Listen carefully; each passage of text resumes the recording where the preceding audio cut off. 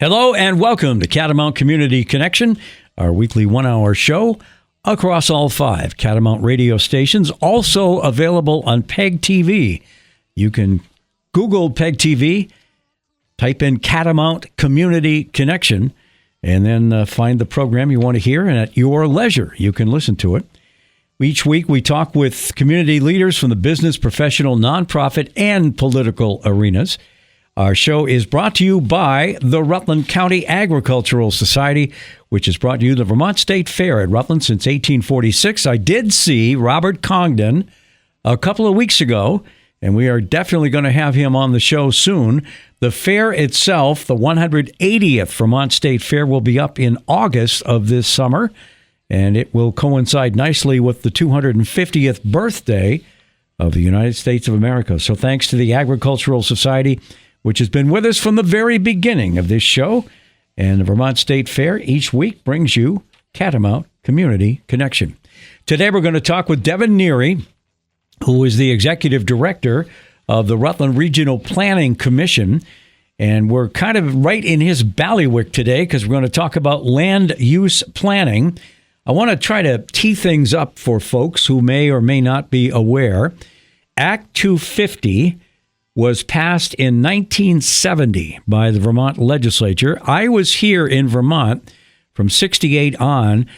I can't tell you I remember too well those days in terms of details, but I remember Governor Dean Davis for sure. He also, on a related topic, came up with the thing we do each spring, when we clean up Vermont. And I remember him landing in Middlebury in a helicopter, getting out and passing out bags for people to collect the green up garbage and then taking off. And that's kind of what I remember. But anyway, he was governor when this all happened. And that was our first landmark land use law. We never had anything before that. And it established 9 district commissions and 10 criteria. What was happening, especially in the southern part of the state, which I find kind of interesting, with the opening of both Interstate 91 and Interstate 89, the ability to reach Vermont was reduced by about an hour for people that lived in Boston and Hartford and Albany. They could now jump on an interstate and get here much faster than they could before. And it opened up the ski area development big time. And in rural towns like Dover and Wilmington and Dorset, there were ski area developments that were going on, which were, to be fair, not very well planned. There was open sewage running down the road.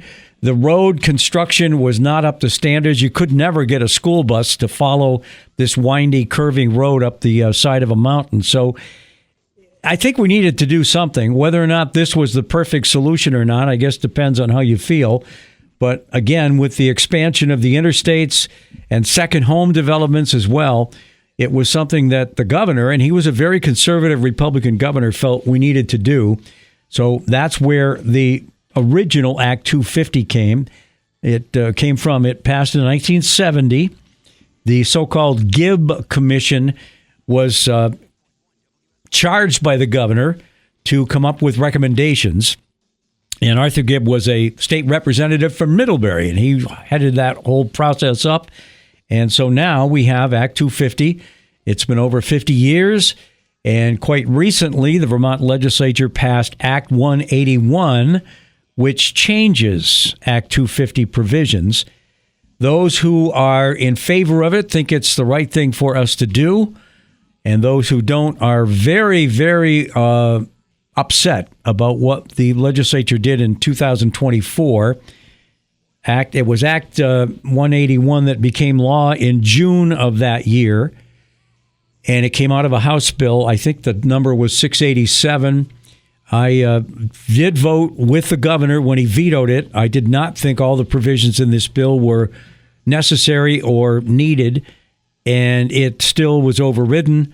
The final Senate vote was 21-8, I think, or maybe, I think it was 21-8. We might have had somebody absent that day, but that's what the total was, and I'm looking up the veto record.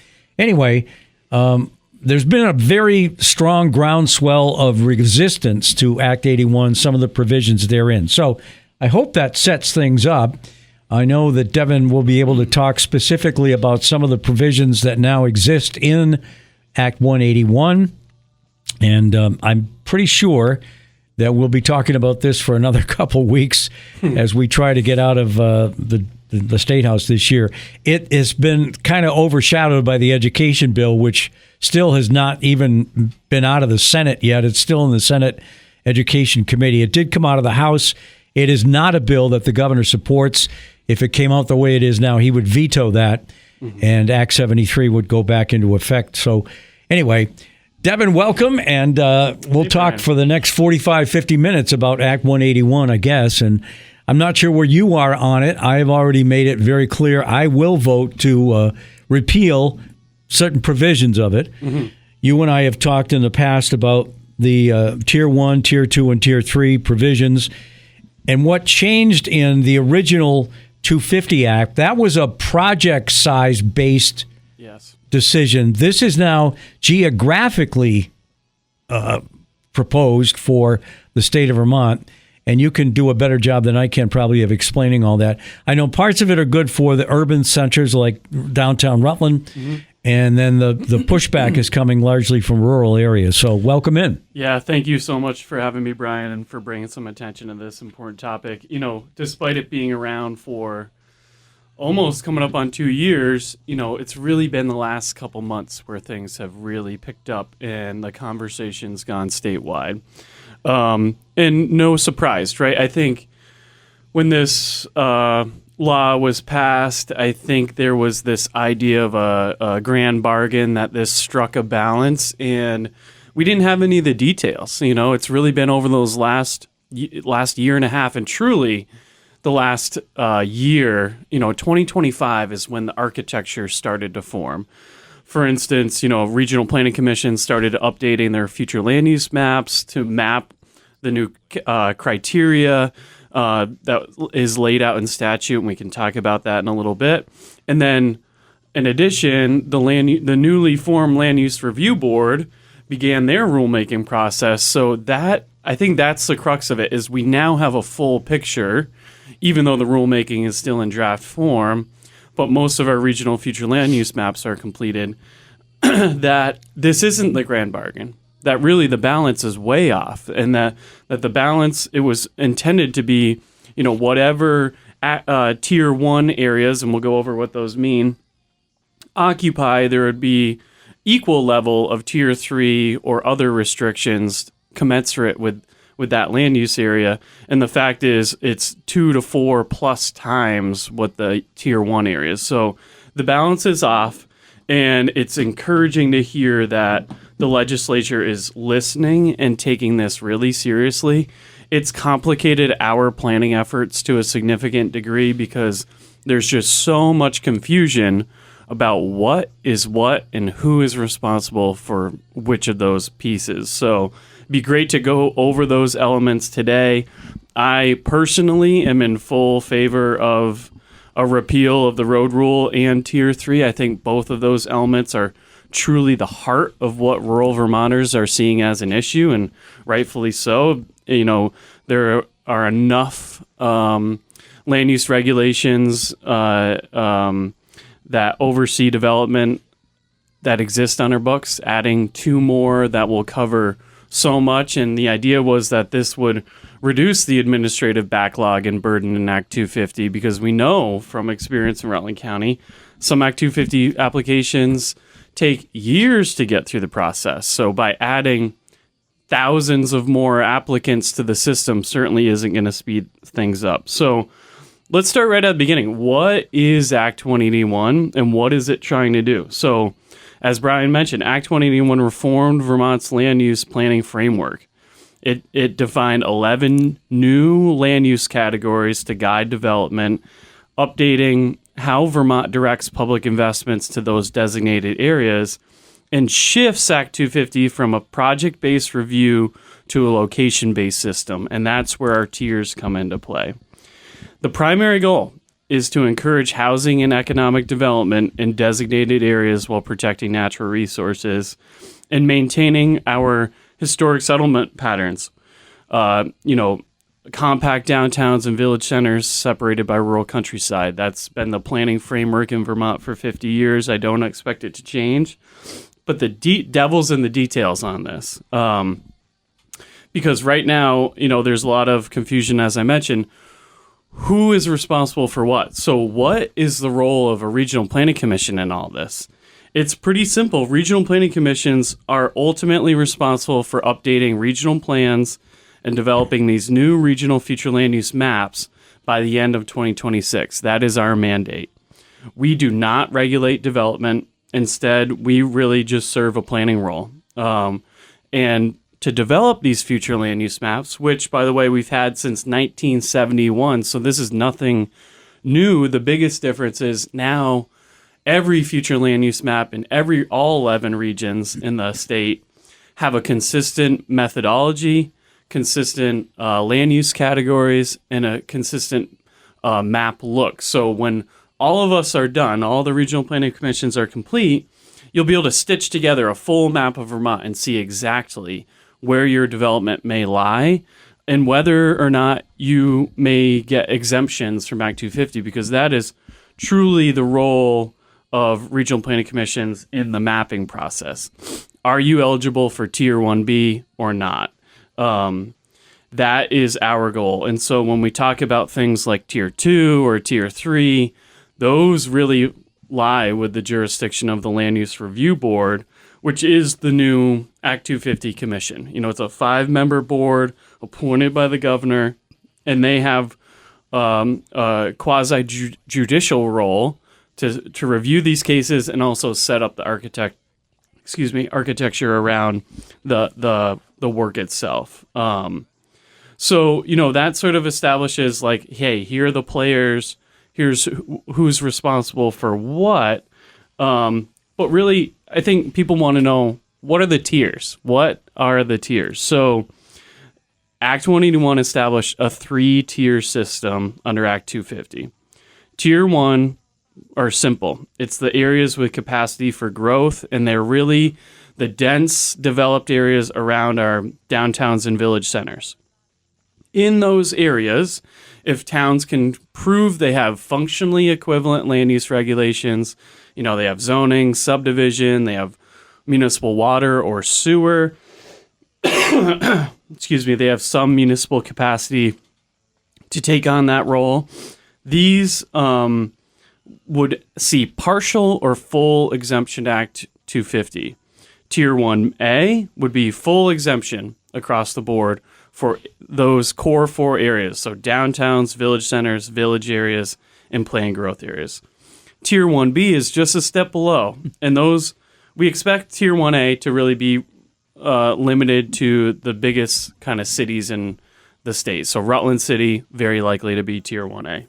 Tier 1B, however, is just below that, and that would be partial exemption Act 250. So housing or mixed use development of 50 units or less on 10 acres or less would see exemptions to Act 250. So that would really be focusing on housing or mixed use development that is primarily housing. And again, that exists only within those core 4 areas: downtowns, village centers, planned growth areas, and village areas. Tier 3, and we're skipping over Tier 2 for a reason, Tier 3 are areas that, quote unquote, have critical natural resources. This is where Act 250 jurisdiction may look different. Now, the big misnomer out there is that Act 250 would increase jurisdiction over these areas. We don't know that yet. The rulemaking is still happening, and we don't know if Act 250 would be limited to just a few criterion, like maybe 8C or 9C, because right now there are 10 criteria in Act 250. Each regulate a different sort of aspect of development or natural resources. So Tier 3 may be limited to certain aspects of Act 250, but again, we don't know because that rulemaking is set up under the Land Use Review Board. There are some draft maps out there. If folks are interested, if you just Google Land Use Review Board, Vermont, Tier 3, you'll come up with a rulemaking report and the draft map. Tier 2, why we waited to the last bit to talk about Tier 3 is Tier 2 is everything else. So if it's not map Tier 1, not map Tier 3, that's everything else. And really we can expect that to be 90+% of the state of Vermont. And this would largely remain the same as we know it today. The big difference and where folks are really being hung up is this road rule, which was an aspect of Act 250 20 years ago, but we haven't seen it since. In the current law states that if it's a driveway of 800 feet or a combination of private road and new driveway of 800 feet, and a combination of new private road, public road, and driveway of 2,000 feet, it would trigger Act 250. Now, again, there's a lot of sort of assumptions made about how Tier 2 and road rule will exist, but they are still very much in draft form. We don't really know. Will it be everything, or will it be limited to certain developments? Every house, can we expect it to need to go through Act 250? And we don't know. However, that not knowing is frankly really concerning. And I think everyone has a right to be upset and question what elements are going to be included. And, we haven't really necessarily had the best track record in rolling out Act 250. So if folks are concerned about that, that is extremely fair. We are disappointed in our region that when push comes to shove, when we do all this mapping, only 2% of Rutland County falls into Tier 1. That means 98% of this county will fall under Tier 2 or Tier 3. Tier 3, as the draft rule states, I think we're looking between 4.5% and 8.5%. So again, that's 2 to 4 times what the Tier 1 area is, plus the road rules. So those are the general tiers that folks may fall into as it stands today. Now, where we've seen the most confusion with our draft maps, so we've been working on future land use maps now and a full rewrite of our regional plan since before Act 21 was even a concept. We started our regional plan update in 2023 because our plan is set to expire this June. So during our update process, Act 181 came into play. So we have started working and have had draft maps of our future land use map since early 2025. We've gone through several iterations of that mapping process, and the thing that comes up time and time again is the rural conservation category. A lot of questions have come up. Is rural conservation future land use area the same as Tier 3? Simply put, no. The rural conservation future land use area is a planning designation, and that's showing on the regional future land use map, basically areas that have natural resources identified by regional planning commissions and municipalities that may be considered for future voluntary conservation. Voluntary is a huge word there. So what we map when we talk about rural conservation are any parcels within the Vermont Protected Lands Database. So those are lands with permanent conservation easements already. Think lands that have been donated. Think of state lands, U.S. forest lands, stuff like that. All mapped Class 1 and 2 wetlands. So again, if you have a Class 1 or 2 wetland on your property, that will get mapped. And then finally, elevations above 2,500 feet or greater. Honestly, the last two categories, Class 1 and 2 wetlands and the 2,500 feet, it's a very minor. It's really the Protected Lands Database that is a more significant data set. So when we show that land use category on our map, that is not saying you cannot develop there. We made it very clear in our plan that no land use category is restricted from growth, that any rural category should and could have development as long as it's context sensitive. That means we don't want Walmarts in Mount Tabor, right? We know this. However, we do want appropriately scaled housing. We want appropriately scaled business and light industry. We need those things in every town, regardless if they're in a downtown or village center. But we've heard time and time again from towns like Sudbury. They live in Sudbury for a reason. They want rural character. They want to maintain their open lands, their scenic resources. And to do that, that means we can't just open the floodgates with new development. So it's a challenge because we're trying to right fit this for 27 different towns and across the whole state, 250 plus, so that a town like Mount Tabor and a town like Rutland City, who are very different in all the ways, can see some benefit to this, and at least one is not more unduly harmed than another out of that process. We're talking with Devon Neary, who is the executive director of the Rutland Regional Planning Commission, and this is Catamount Community Connection. One of the additional areas of tension is farming. And I sit on the Senate Agriculture Committee in the morning, and we've had testimony from farmers who live in 1A tiered locations and certainly 1B who are more concerned not necessarily with Act 250, but about municipal ability to regulate their farms. So we took a great deal of testimony. We did pass out, I think it was Senate Bill 323, which does allow very, very limited municipal authority to regulate a farm. Depends on how many acres, and then you get in the whole thing about livestock. Certainly if it's plants, there's never been any, well, I say never, rarely has a municipality sort of interfered with anybody that's just growing plants. But if you add livestock in, it becomes a little bit more problematic. And there's been a stakeholder process with NOFA, Vermont, and all the sort of agricultural entities and the Vermont League of Cities and Towns and the Agency of Agriculture. And the three groups have tried to get together to figure out the best solution. There was a Supreme Court ruling this past summer, which had to do with a farm in Essex. And the farmer was growing marijuana on his property as well as raising chicken or ducks. It was ducks, actually.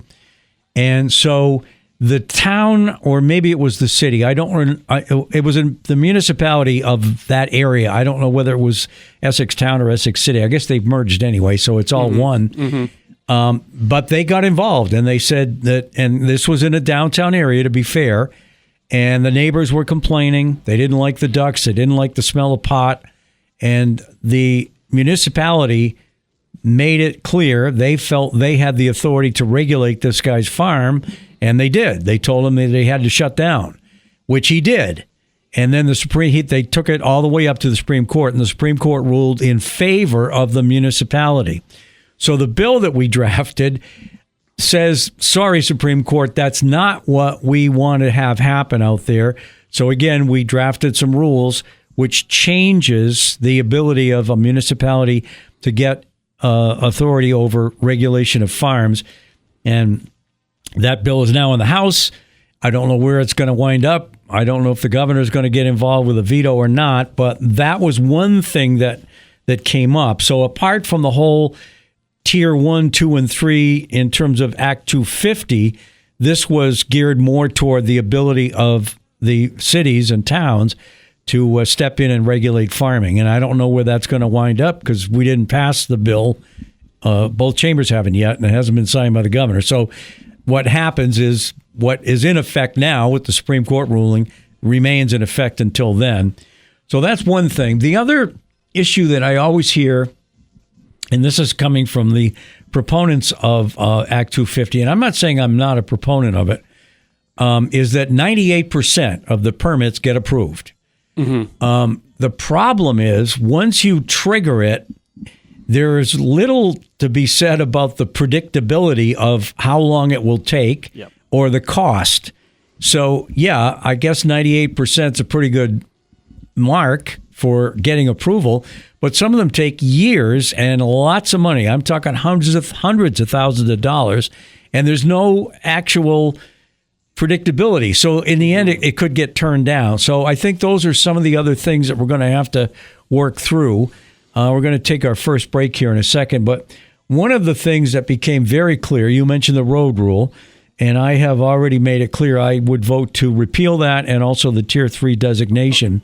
So let's say a family has owned 100 acres in Canaan, which is rural, and at the end of the owner's life, he wants to or she wants to give part of that acreage, the 100 acres, to a son or a daughter or both, so that they can build their own home on it. And most, again, I'm making generalities, so I haven't taken a survey, so I don't know if it's most.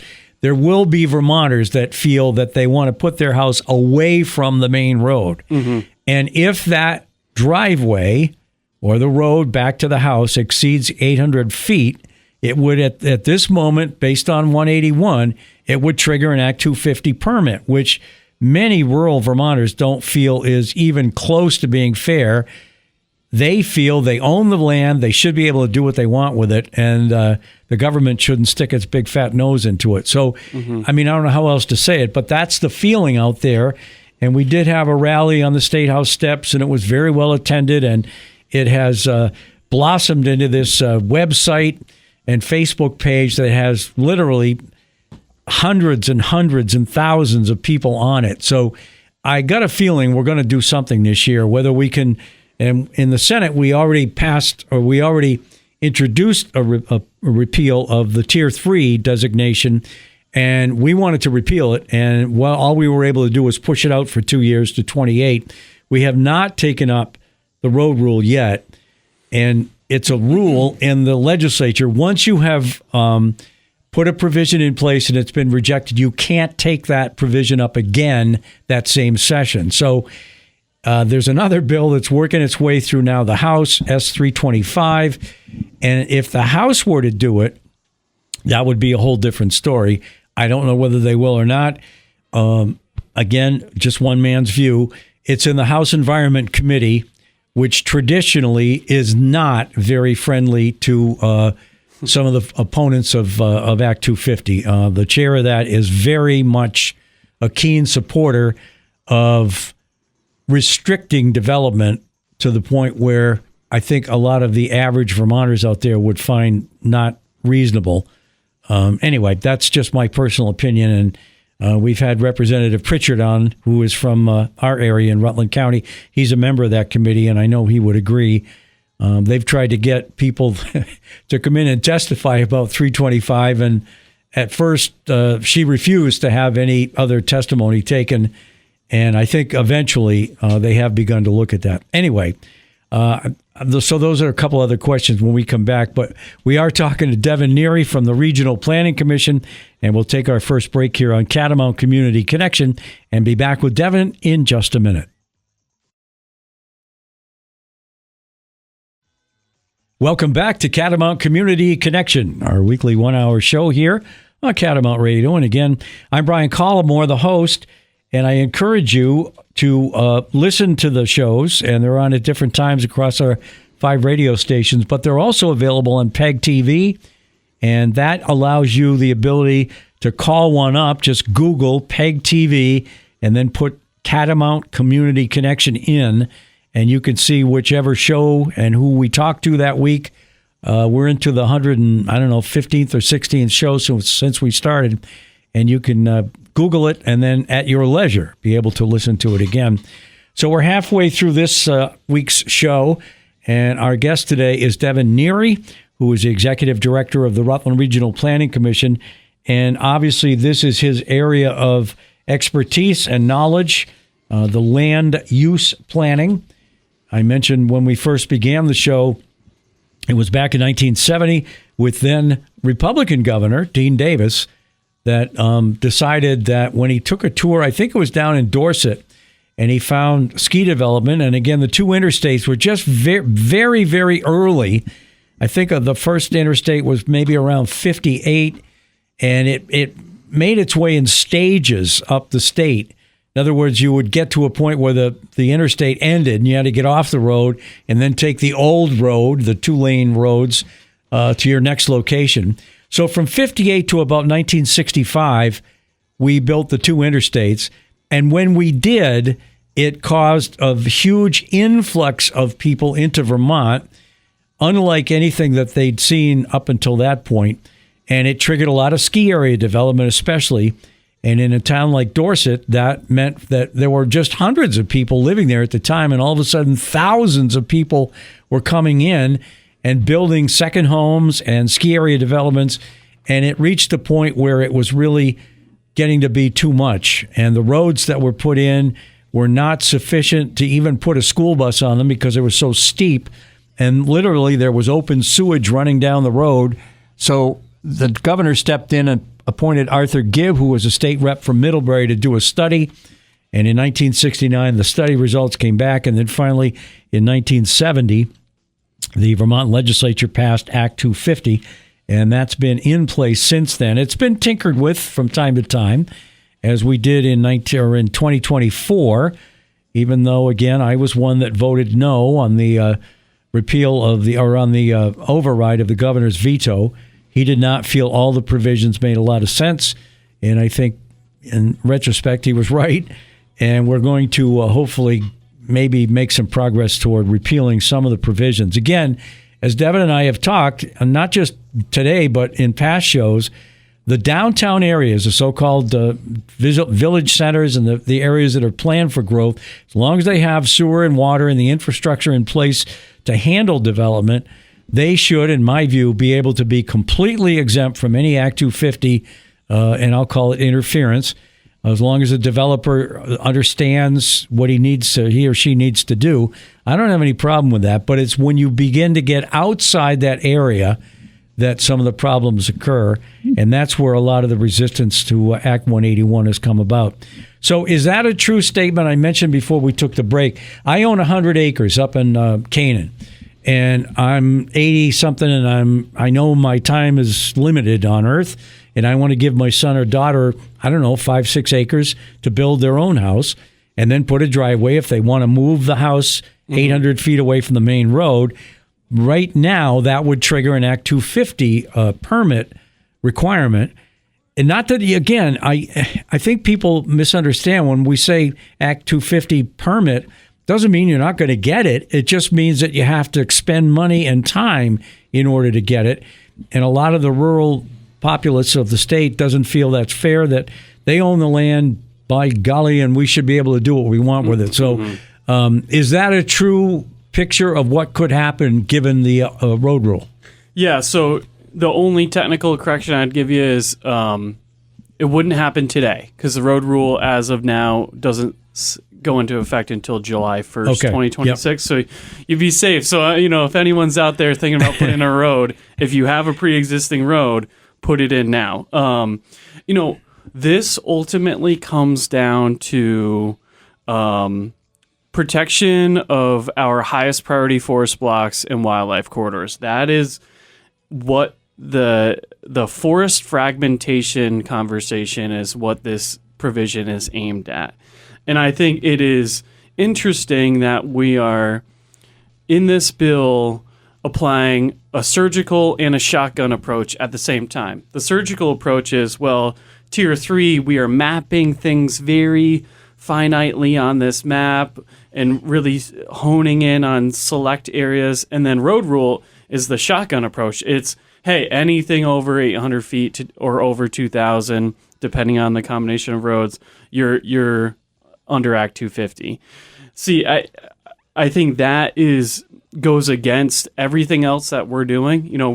We're working with towns, we're doing all this mapping, spending hundreds of hours developing it, fine-tuning it at the parcel level, and then to say on this other side, if you're in these rural categories, just blanket approach, if you have this long driveway, then you may be jurisdictional to Act 250. So, I think generally your hypothetical rings true that particular development may fall under Act 250. However, it's still unclear. I've been following this for 2 years now, and it's still unclear to me whether that would or would not, depending on what the development is. Because in my opinion, if it's a context-sensitive development, should it fall under Act 250 for a simple house and subdivision of private owned land? No, I don't think so. And, if they're not clear cutting a bunch of area to put in a little cabin or, to me, it's the McMansions that are wiping out an entire hillside and building at 2,000 feet away from the road next to the ski area where there's a bare wintering ground. That's more of a problem maybe than the hypothetical U layout. So even still, though, the thought of the whole point of this bill was to ease development restrictions for housing so we can build housing, because one element we haven't talked about is part of this bill was we as regional planning commissions were given a mandate to take the state housing target and create municipal housing targets out of that. So we each get a regional housing target, and from there we are asked to disaggregate that number and say, okay, in Rutland County by 2050, there is a need for 5,000 to 9,000 new units. That number is just mind-blowing, right? And it is a political number, but it's still important to have as the sort of goalpost here. Okay, within that 5,000 to 9,000 units by 2050, where are you going to put them? And so the goal of regional planning commissions was to say, okay, part of the law states that a substantial majority of these new housing units need to go into tier 1 areas. Well, that's really hard if you have 2% of the region falling under this. So in our region, luckily we have Rutland City, and we have a lot of room in Rutland City because more units have come offline than gone online. So we're saying in Rutland County, 70% of our housing target's going to fall within these growth areas. 30% are going to fall within the rural areas.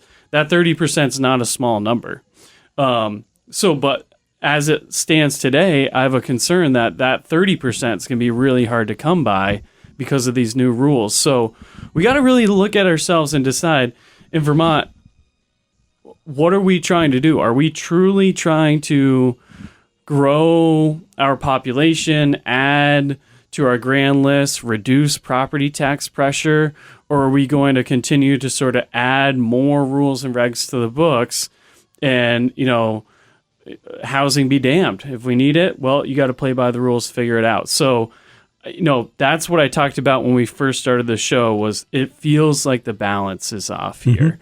And it makes, as a planner, it makes it really challenging because we're working within this really tight box to try to maneuver our way through this regulatory system and make sure that we're still doing right by the Rutland region, because our region has grown, has lost population over the last couple decades. So we can't afford to continue on that path, or else we won't be able to continue to support the vital municipal services that we have today.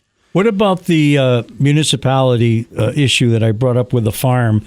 And I get it, okay?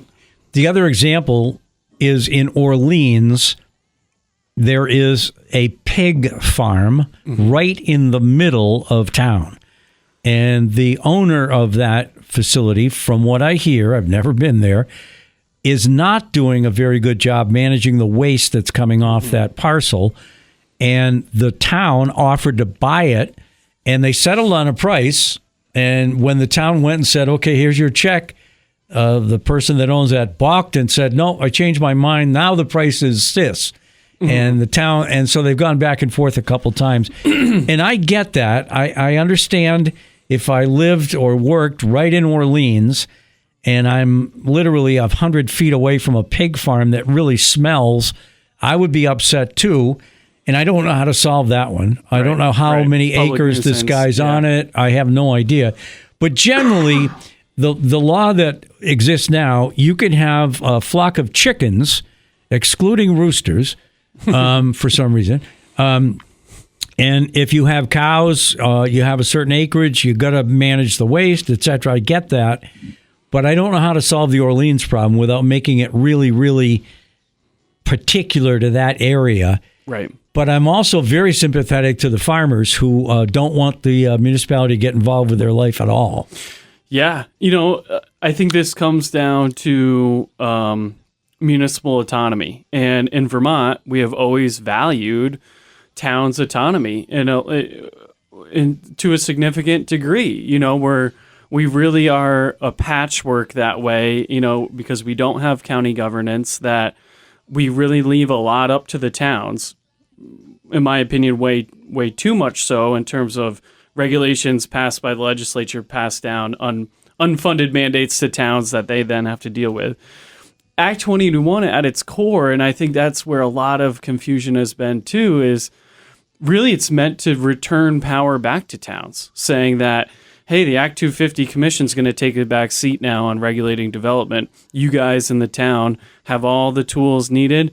You take it over, because everyone has, the Planning Commission, the Zoning Board of it, the Select Board have all done the work to set themselves up to do this. Now, this is tough because that comes in conflict, that tradition, that history comes in conflict with the tradition and history of working lands in Vermont, right, which typically did exist not too far outside the village center, the downtown. And now as those have grown, we're sort of that interface between the rural zone and the more suburban zone is coming into conflict. We haven't experienced this problem to nearly the same degree in the Rutland region. I mean, biggest reason being is a lot of our farms have gone away, right? Yep. We have the same number of farms, or a few more than we did 20 years ago, but way less large-scale dairy farms. So some of those nuisance claims, and what this all comes down to, smell, noise, interruption, all comes down to a public nuisance claim. And I feel like in a lot of these cases, making it really clear to both the farmer and to the town what is eligible and when. So again, we go back to that point of predictability, which is an issue with Act 250. If a farmer knows that, hey, this is the number I need to maintain and this is the quality of land I need to maintain, maybe that's a little bit easier. But I do think overall, we definitely need to maintain our working lands and support our agricultural and forestry industries. And that may mean that some folks are a little uncomfortable. So this is a tough one because it is so, like you said, specific to the area and to the farmer in the situation. I'm just glad that we're not running into these issues down here, to be honest with you. Yeah. I've always sort of made light of the fact that if the farm is already pre-existing and someone moves in right next to it and then starts complaining because they get a certain smell, to me it's similar to that people moving in next to an airport and then getting upset because there's planes coming in all the time landing. Yeah. I mean, that's not fair at all. Mm-mm. I don't know where this pig farm, whether it was there. I have a feeling it's been there for a long time, but the current owner just doesn't manage it very well, and it's caused some issues. And I'd like to think that that's a local enough problem that if they could figure it out, then we wouldn't have to get involved and make a new law. Because one of the things I don't think we ever want to do is take a real specific example that affects 48 people and then make a statewide law about it. I don't think that serves anybody very well. But it did come up in the Senate Ag Committee. We'll be interested to see what the House does with our bill and how it eventually moves along. We're talking with Devon Neary. In case you're just joining us, this is Catamount Community Connection, and Devon is the Executive Director of the Rutland Regional Planning Commission, and we spent the time so far talking about how Act 250 ever came into play and the little bit of tweaking that it's gone through over the years. It's over 50 years old now, and the latest tweak, which was Act 181, and how many people are literally getting involved with politics for the first time probably in their lives because of certain provisions in the bill. We mentioned the road rule and Tier 3 designation, and those are the two provisions that seem to have ignited, and I do mean that, a huge statewide spark.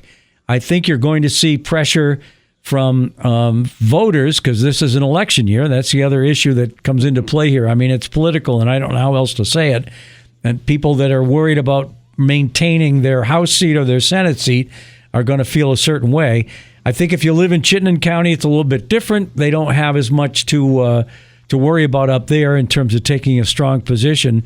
But the Tier 3 designation and the road rule seem to be the two that potentially have maybe a repeal coming. And I would support both of those.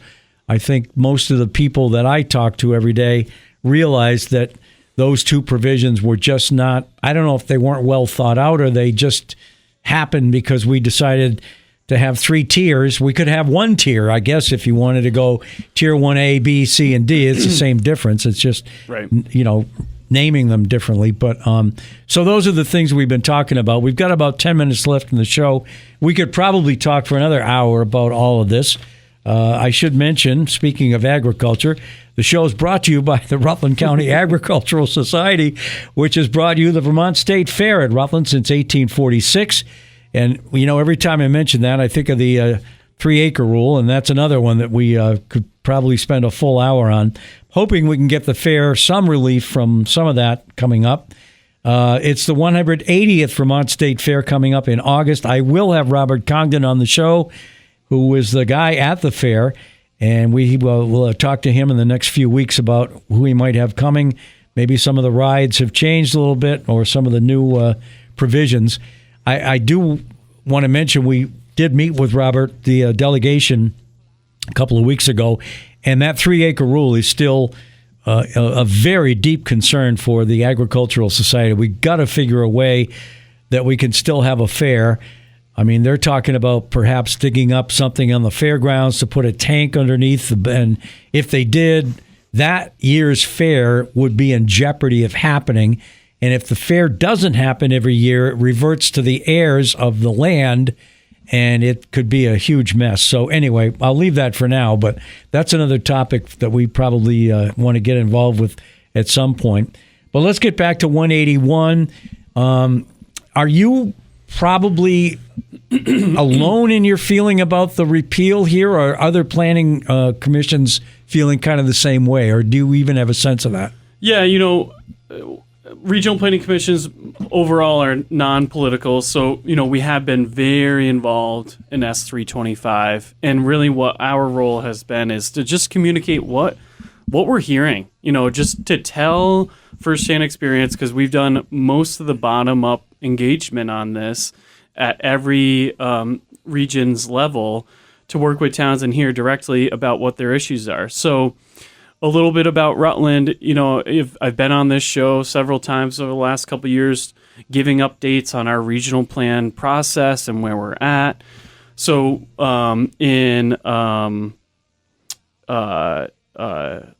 let's see, that would have been February, we had our first public hearing for the regional plan. So we held one at our office, and then we held 3 supplemental informational meetings in Brandon, Pulteney, and Wallingford.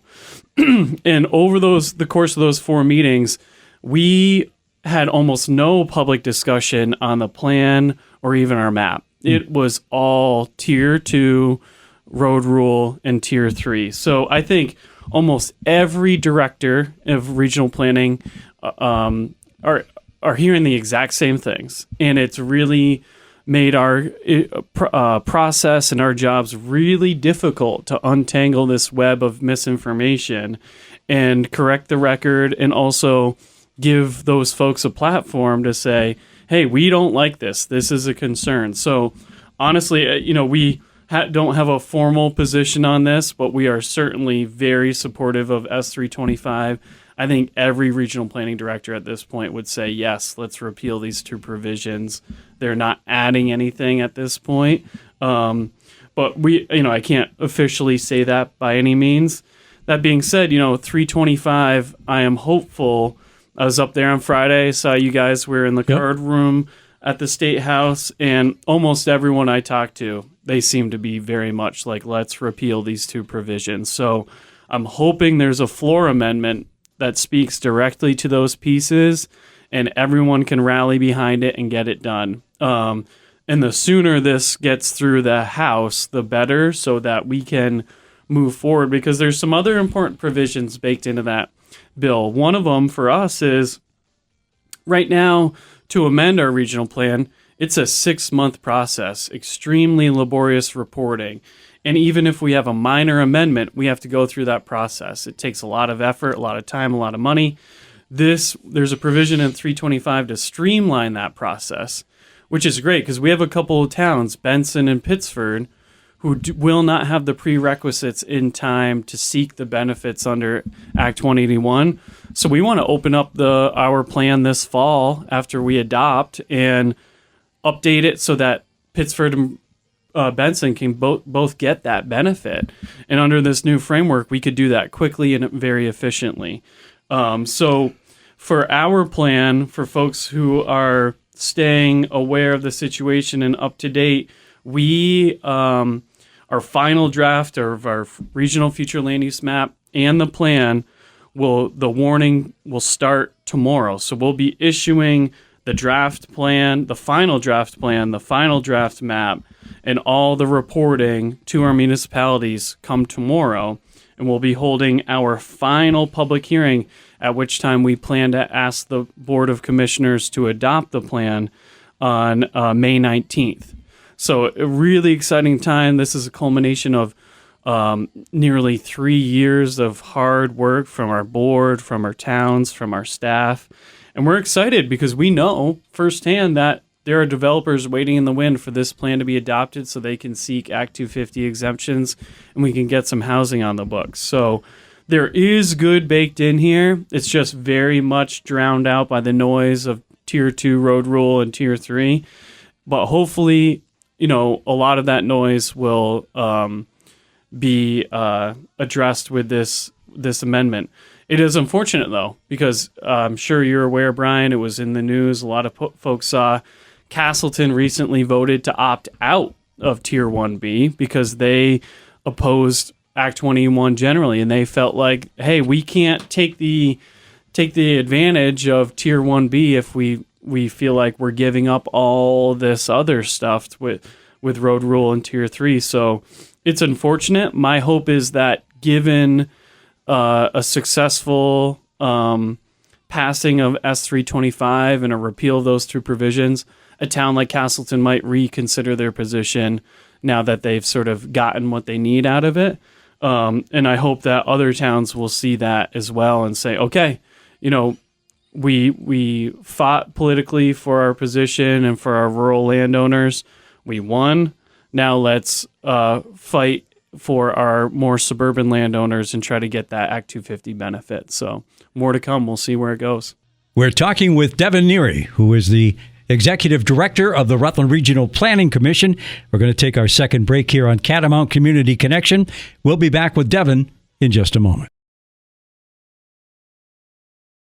For those of you that just mentioned, Devon mentioned tomorrow, this program will air on the 19th, so tomorrow's already happened because we're recording it on the 13th. So that whole process will, and that's the danger all the time of recording a show that's a week after you recorded it. But anyway, the other danger, of course, is if Act 320 or if Senate Bill 325 doesn't pass, then all the provisions in Act 181 do, including the road rule. It'll take effect July 1st. So we need to have that vehicle stay alive with the provisions that I think need to be repealed. So a delay is better than nothing, but certainly a repeal would be much preferred and give a lot of people some relief.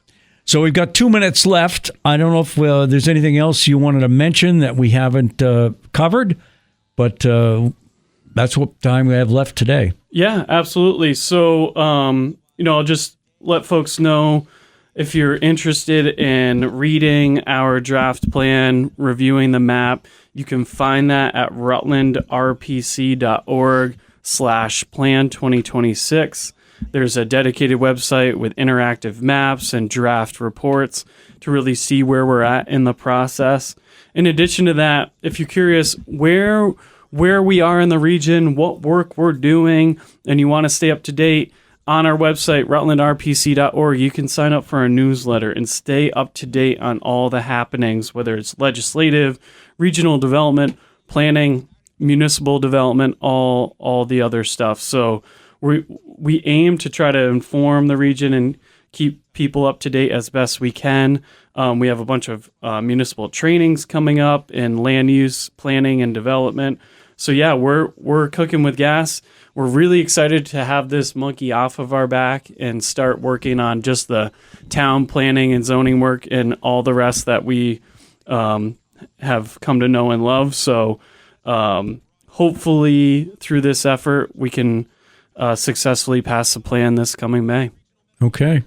Well, depending on what happens in the legislature in the next few weeks, maybe we'll have you come back when we do, if it does happen, get those two provisions repealed and then begin to look ahead toward, we got a lot of good, exciting things happening, especially in the downtown area here in the city of Rutland, with the hotel coming in and the continued redoing or renovations across the street in the Paramount.